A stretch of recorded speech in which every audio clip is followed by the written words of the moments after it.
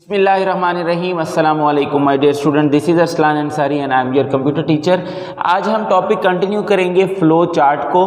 तो थोड़ा सा मैं आपको पहले रिकॉल करवा देता हूँ कि फ़्लो चार्ट बेसिकली क्या होता है। तो फ़्लो चार्ट एक ग्राफिकल रिप्रेजेंटेशन है। लास्ट लेक्चर में मैंने आपको ये बात बता दी थी कि flow chart basically graphical representation है। उसमें एक ख़ास सिम्बल्स का इस्तेमाल किया जाता है और वो सिम्बल्स एक स्पेसिफिक मीनिंग रखते हैं।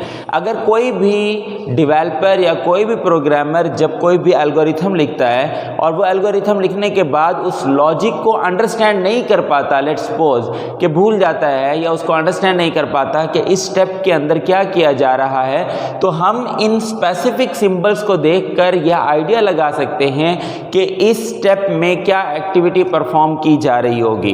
तो सबसे पहले दोबारा बुक की डेफिनेशन देख लें। पेज नंबर 93 के ऊपर आपके पास लिखी हुई है कि define flow chart.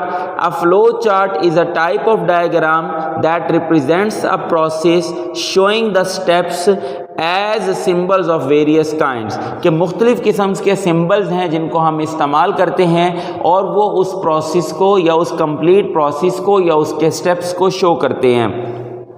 And their order by connecting them with arrows, और उनकी एक ख़ास तरतीब होती है, यानी कि स्टेप नंबर 1 के बाद स्टेप नंबर 2 होता है, फिर स्टेप नंबर 3 होता है। तो ये जो सीक्वेंस है या ये जो ऑर्डर है, इस ऑर्डर को आप कैसे पूरा करते हैं या कैसे शो करते हैं? By using arrows line. आप एरोज लाइन्स का इस्तेमाल करते हैं और उसके थ्रू आप उस एक स्टेप्स को या उस एक ऑर्डर को रिप्रेजेंट करते हैं।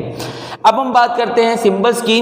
तो पेज नंबर 93 पर ही आपके पास मेंशन है इसके सिंबल्स। पहला सिंबल है स्टार्ट या एंड सिंबल।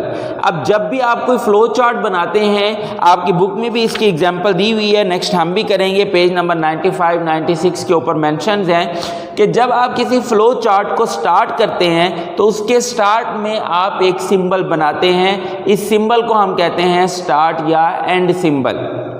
अब इसको बनाने का तरीका क्या होता है कि आपने दो लाइंस लगानी है, ऊपर और नीचे पैरेलल लाइंस लगानी है। पैरेलल लाइंस लगाने के बाद आप इनको साइड से ऐसे गोल शेप दे देते हैं, सेमी सर्कल शेप दे देते हैं। तो ये आपके पास एक सिंबल तैयार हो जाएगा जिसे हम क्या कहते हैं? स्टार्ट या एंड सिंबल। अब बुक में लिखा हुआ है, मैं थोड़ा सा उसकी डेफिनेशन बता देता हूँ। इस शेप को हम क्या कहते हैं? ये आपके पास MCQ में भी आ सकता है, ओवल शेप कहते हैं। तो उसने लिखा है an oval shape symbol that represent the start और एंड स्टेटमेंट, कि जब भी आप किसी फ्लो चार्ट को स्टार्ट करेंगे तो स्टार्ट करते हुए आप इस सिंबल को बनाएंगे और इसमें आप लिख देंगे START स्टार्ट। इसी तरीके से जब आप उस फ्लो चार्ट को एंड करेंगे तो आप दोबारा इसी सिंबल को बनाएंगे जिसे हम ओवल शेप सिंबल कहते हैं। इसको बना के आप इसमें लिख देंगे एंड। इसके बाद दूसरा सिंबल जो बड़ा इंपॉर्टेंट है वो इस लिहाज से कि जब भी आप कोई भी एक्टिविटी परफॉर्म करते हैं या कोई भी काम करते हैं तो सबसे पहले आपके पास उसका इनपुट होना ज़रूरी है।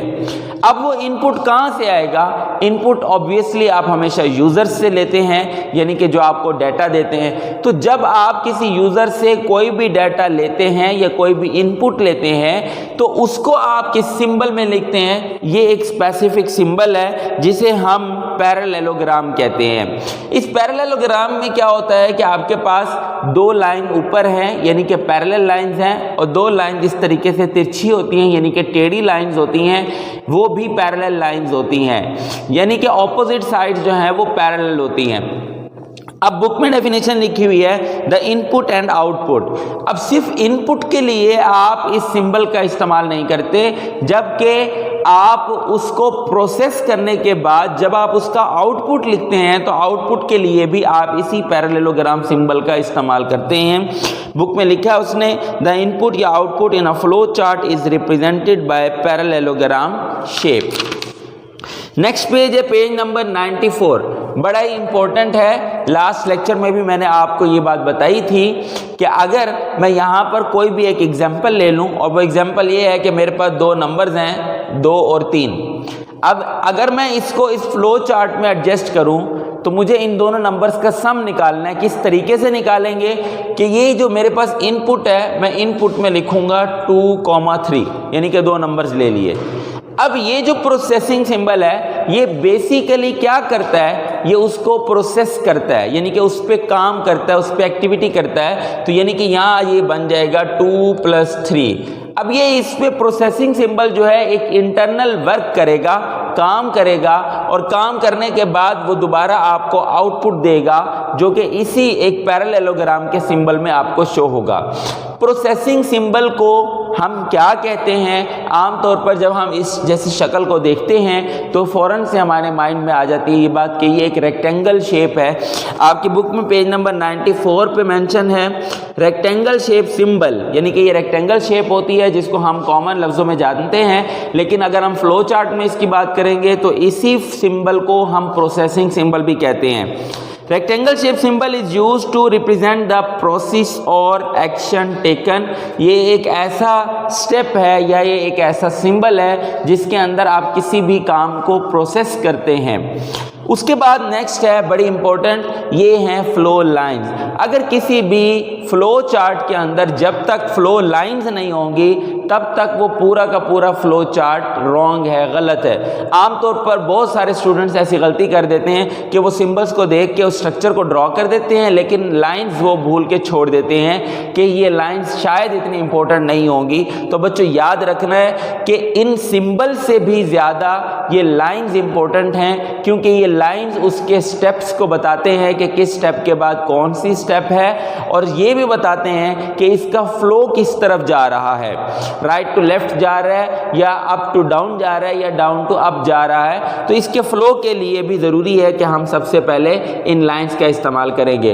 अब आपने हमेशा याद रखना है जब आप स्टार्ट सिंबल को इस्तेमाल करते हैं तो हमेशा स्टार्ट सिंबल के अंदर से एक फ्लो लाइन बाहर आता है, यानी नीचे की तरफ जाता है, सिर्फ एक फ्लो लाइन। स्टार्ट से हमेशा एक फ्लो लाइन आएगा। सिमिलरली जब आप इस सिंबल को एंड में इस्तेमाल करेंगे तो हमेशा इसमें एक फ्लो लाइन इंसर्ट होगी, यानी कि एंटर होगी। एक से ज़्यादा कभी भी फ्लो लाइंस या एरोज लाइंस ना तो स्टार्ट से निकल सकती हैं ना एंड में एंटर हो सकती हैं। अब यहाँ दोबारा मैं आपको फ्लो लाइंस की डेफिनेशन पढ़ के बता देता हूँ। Arrow head with line is use.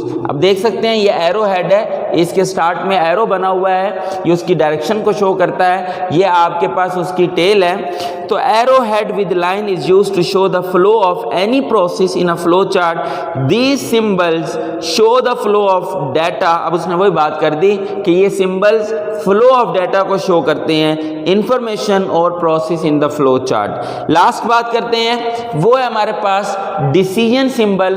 तो बच्चों डिसीजन सिंबल किसे कहते हैं? आमतौर पर आपने ये देखा होगा कि हमारे पास दो कंडीशंस आ जाती हैं कि अगर ये काम होगा तो ये एक्टिविटी होगी, अगर ये काम नहीं होगा तो ये एक्टिविटी होगी। जैसे बड़ी कॉमन एग्जांपल है कि अगर किसी बच्चे ने किसी कॉलेज में एडमिशन लेना हो तो कॉलेज वालों की एक कंडीशन होती है कि अगर किसी बच्चे के 80% मार्क्स हैं तो लेट्स सपोज वो इंजीनियरिंग में एडमिशन ले सकता है, और अगर किसी के 80 से कम है तो वो इंजीनियरिंग में एडमिशन नहीं ले सकता। तो इस तरह की कंडीशंस को जब आपने सॉल्व करना हो, येस और नो की कंडीशन जब आ जाती है तो उस वक्त आप डायमंड कंडीशन का इस्तेमाल करते हैं, यानी कि डिसीजन सिंबल का इस्तेमाल करते हैं।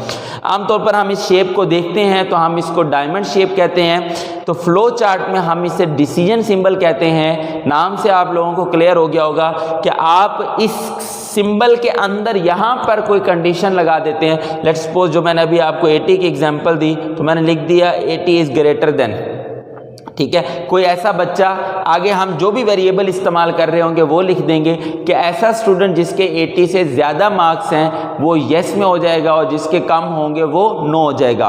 तो ये जो कंडीशंस हैं ये मैंने आपको एग्जांपल देने के लिए समझाई है, लेकिन ये वेरी करते रहती हैं, डिफरेंट केसेस के अंदर डिफरेंट होते हैं। ज़रूरी नहीं सिर्फ मार्क्स हो, बहुत सारे और भी रियल लाइफ केसेस होते हैं। तो ये था हमारा आज का टॉपिक जिसके अंदर हमने स्टैंडर्ड फ्लो चार्ट सिंबल्स को डिस्कस किया है, और उसके जो टोटल मोस्ट इंपॉर्टेंट सिंबल्स हैं वो हमारे पास 5 हैं। आपने इसको अच्छे तरीके से देख लेना है, इनकी डेफिनेशन भी करनी है, इन सिंबल्स के नेम भी करने हैं और इन सिंबल्स को ड्रॉ भी करना है। तो ये हमारा इंपॉर्टेंट लॉन्ग क्वेश्चन है। अगर आज के इस टॉपिक के हवाले से आपके माइंड में कोई भी क्वेश्चन हो तो आप मुझसे व्हाट्सएप पे कॉन्टैक्ट कर सकते हैं। अल्लाह हाफिज़।